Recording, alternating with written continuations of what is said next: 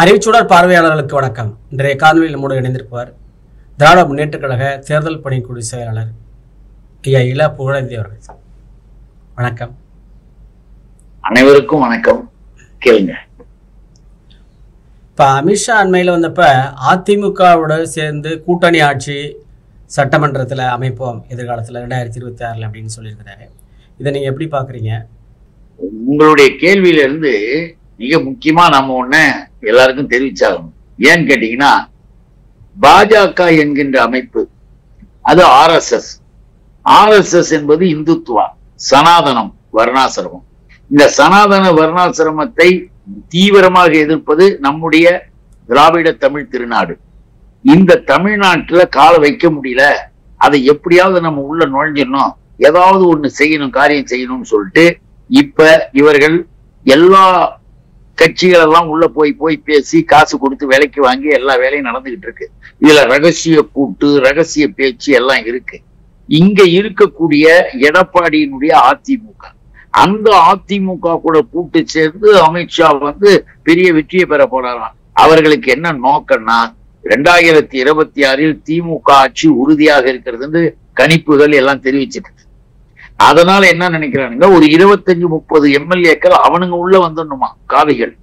அவங்களுக்கு மத்த கட்சியை பத்தி அக்கறை இல்லை. ஆனா அதே நேரத்துல அவனுங்களுக்கு வேலை செய்யறதுக்காக இந்த அதிமுக இன்னும் சில கட்சிகளோட பணம் கொடுத்து விளம்பரமாக பேசி கொண்டிருக்கான். நாம கேட்கிறோம் அமித்ஷா தானே ஒரு பேட்டியில எப்ப 9/7/2018 திருச்சியில ஒரு பேட்டி கொடுக்கிறார் மிஸ்டர் அமித்ஷா.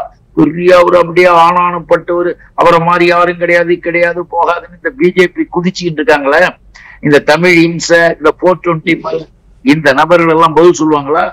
எதுக்காக கேட்கறேன்னு கேட்டீங்கன்னா, அவரு அந்த பேட்டியில என்ன சொல்றாரு, நாட்டிலேயே ஊழல் மிக்க ஆட்சி எடப்பாடி பழனிசாமியினுடைய தலைமையில் தமிழ்நாட்டில் தான் நடக்கிறது, அது தொடர்ந்து நடந்தால் தமிழ்நாடு நாசமாகிவிடும் அப்படின்னு எப்ப பேட்டி கொடுக்கிறாருன்னு சொன்ன 9/7/2018 திருச்சியில. நாங்கள் எடப்பாடி பழனிசாமியோட கூட்டணி சேர்ந்து நாங்கள் திமுகவை எதிர்ப்போம், விடமாட்டோம் அப்படின்னா என்ன அர்த்தம்? அன்னைக்கு அங்க பேட்டி கொடுக்கிற பப்ளிக்ல, இன்னைக்கு எடப்பாடி வீட்டுல போய் உட்காந்து சோறு தின்னுக்கிட்டு சிரிச்சுக்கிட்டு பேசிக்கிட்டு விளையாடிக்கிட்டு, இந்த ஆளுதான் ஊழல் மிக்க பெரிய கொடுமைக்காரன், நான் தமிழ்நாட்டை நாசமாக்குறேன் நீயே சொல்லிட்டு திரும்ப நானும் அவங்க கூடயேதான் சேர்ந்துக்கிட்டு. அதற்கு உதாரணமாக சொல்லணும்னா விஜய் மல்லையாவே எடுத்துங்களேன். விஜய் மல்லையா லண்டன்ல இருக்காப்புல இல்லையா? விஜய் மல்லையா ஒரு பேட்டி இப்ப கொடுத்திருக்காரு. இப்ப என்ன கொடுத்திருக்காரு தெரியுமா? நான் கட்ட வேண்டிய பணம் 9,000 கோடி.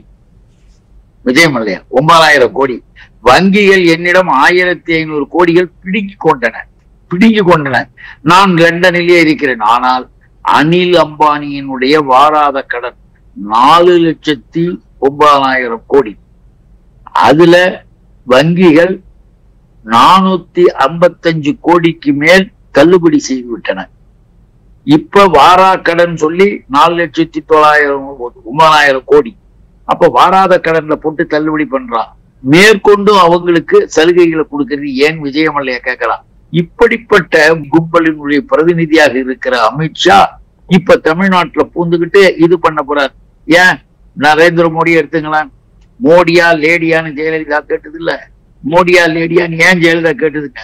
அப்ப ஒரு தெளிவாக ஒண்ணு சொன்னாங்க, பொது விநியோக திட்டத்தில் உணவுப் பொருட்களை கள்ளச்சந்தையில் விற்பது குஜராத்ல 63%, தமிழ்நாட்டுல 4%. லேடியா மோடியா வந்து பார் அப்படின்னு ஜெயலலிதா அப்ப அறிக்கை கொடுத்தது. அந்த ஜெயலலிதாவோட தான் கூட்டணிக்கு மோடி அப்புறம் நாயா பேயா அலைஞ்சது நமக்கு தெரியும். இதெல்லாம் எதுக்கு சொல்றோம்னா, தமிழ்நாட்டு மக்கள் ஏமாந்தவர்கள் அல்ல. தமிழ்நாட்டுல இருக்கிற எல்லாருக்கும் பொய் சொல்லி பித்தலாட்டம் பண்ணி நீ இப்படி எல்லாம் பேசிட்டு ஓட்டு கேட்க வந்துடலாம்னா இப்பயே எழுதி வச்சுக்கலாம். நான் குறிப்பாக சொல்ல விரும்புவது, உன்னால் பேசப்பட்டவர்கள் பக்கத்துல நினைக்கிற ஊழல் கொள்ளைக்காரர்களின் கூட்டணி, அந்த கூட்டணிக்கு பேரை தமிழ்நாட்டு மக்கள் வைப்பார்கள். எல்லா இடங்களிலும் நீ ஓட்டு கேட்டு போகும்போதெல்லாம் திருப்பி அடிப்பாங்க. அதுதான் நடக்கும் போது அமித்ஷாவுக்கு நாம இப்ப மறுபடியும் சொல்றோம், திமுக கூட்டணியை நீ என்ன பண்ணாலும் அசைச்சிடலாம், ஆட்டிடலாம், கற்பனை கூட பண்ணாத, அது நடக்காது. பாஜக ஆட்சியில கல்வியை பொறுத்த வரைக்கும் பெரிய அளவுக்கு பாதிப்பு ஏற்பட்டிருக்குன்னு கல்வி புள்ளிவிவரங்கள் சொல்லுகின்றன. இதுல குறிப்பா இப்ப பீகாருடைய கவனத்தை ஈர்த்திருக்கிறது. அவங்க அடிக்கடி போறாங்க, தேர்தல் வர இருக்கிறது. அங்கே இருக்கக்கூடிய நிலவரம் உங்களுடைய பார்வை? பீகாரில் இருக்கிற நிலவரம் மட்டுமில்ல, இந்திய துணைக்கண்டம் முழுவதும் அதுதான் நிலவரம். அது ஒரு இடத்துல ராகுல் காந்தி போய் விசிட் பண்ணும்போது பார்த்தாரு. ஏற்கனவே நடைபெற்று இருக்கிற அநியாயங்கள், அக்கிரமங்கள் கொஞ்சம் நஞ்சம் கிடையாது. மணிப்பூர்ல இருந்து, மேகாலயாவில இருந்து, ஜார்க்கண்ட்ல இருந்து, அவர்களுடைய வட மாநிலங்கள்ல இவ்வளவு மோசம் இருக்கு.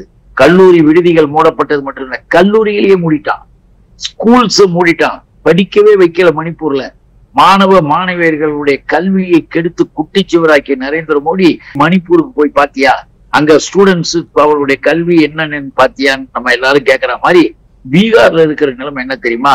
தெளிவாக சொல்றாங்க. பட்டியலின, பழங்குடியின, இன்னும் இதர பிற்படுத்தப்பட்டோர் மட்டுமுள்ள நலிந்த பொது பிரிவினர், சிறுபான்மையினர், இவர்களுக்கான விடுதிகள்ல மிக மோசமாக ஒரு அறையில 8 பேர் 9 பேர், சின்ன அறையில அந்த ஸ்டூடெண்ட்ஸ், அவர்களுக்கு ஒழுங்கான உணவு வழங்குவதோ இல்ல கழிவறைகளுடைய நிலைகள்ல சுத்தமாக இருப்பது எதுவுமே கிடையாது.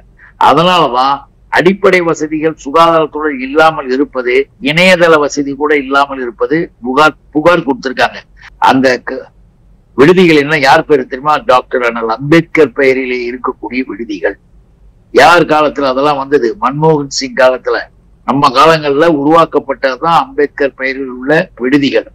அதை வச்சுக்கிட்டு இப்படி பண்ணிட்டு தெளிவா சொல்லலாம். கேக்குறோம், 3 வருஷமா கல்வி உதவித்தொகை கொடுக்கல மாணவர்கள்.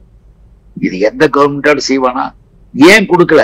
அவர்கள் உயர் சாதியினர் இல்ல.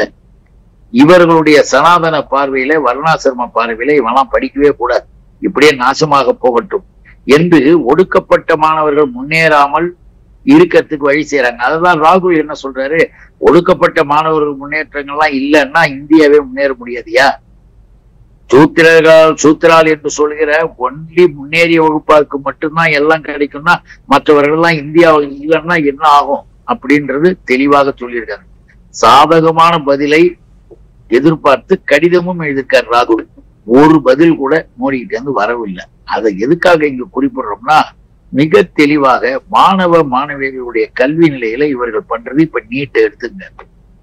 உத்தரப்பிரதேசத்துல போய் எஜுகேஷன் டிபார்ட்மெண்ட்ல ஒரு ஆய்வுகள் நடத்தும் பொழுது வெளியிடங்கள்ல இருந்து போனவர்கள் டீச்சர்ஸ் எல்லாம் பார்த்து விசாரிக்கும் பொழுது ஸ்டூடெண்ட்ஸ் கிட்ட ஒரு பாரா இங்கிலீஷ்ல எழுதல. இங்கிலீஷ்ல 2 வார்த்தைகளை சரியாக உச்சரிக்க முடியல. +2 +1 ஸ்டூடெண்ட்ஸுக்கு ரொம்ப வருத்தப்பட்டு அவங்களாம் ரெக்கார்ட் பண்ணாங்க. ஏன் இப்படி வச்சிருக்காரு யோகி? ஒழுங்கா பாடம் நடத்தணும்னா அங்க என்ன பண்ணிருக்காங்க தெரியுங்களா?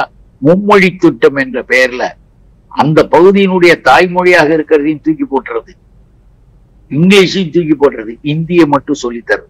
அப்ப அந்த பிள்ளைகளுக்கு எதிர்கால உலகம் அதுக்கு எதுவுமே இல்லாம தவிச்சுக்கிட்டு இருந்தது தெரிஞ்சது. ஆனால் இன்னைக்கு நீட் ரிசல்ட்ல இந்தியாவிலேயே 75% மேலாக பாஸ் செய்திருப்பது உத்தரப்பிரதேசத்து மாணவர்கள்.